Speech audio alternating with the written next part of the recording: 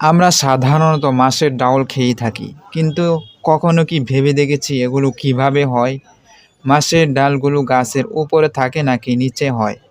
বা প্রতিটা শাখা প্রশাখায় কী পরিমাণ মাছের ডাল ধরে? এগুলো কিভাবে বোনা হয়? এসব বিষয় নিয়ে আমাদের মাঝে অনেকেরই কৌতূহলের অন্ত নেই। তাই আজকে আমি দেখাবো কিভাবে মাছের বীজ বোনা থেকে ফসল তোলার আগ পর্যন্ত কী কী কাজ করতে হয় সেগুলো নিয়ে। আসুন জেনে নেই। মাছের বীজ বুনতে সাধারণত জমি প্রথমে 1 থেকে 2 বার চাষ করতে হয়। কেউ কেউ আবার চাষ ছাড়াই মাছের বীজ বুনন করে। কেউ কেউ আবার স্বেচ্ছাতে পানিতে মাছের বীজ বুনে। এগুলো সাধারণত বোনা হয় নদীর নিকটবর্তী জায়গায়, অর্থাৎ নদীর পাড়ে পলি মাটি যেখানে আছে সেখানে বোনা হয়। বীজ বোনার থেকে 1.5 থেকে 2 মাসের মধ্যেই ফলন আসে।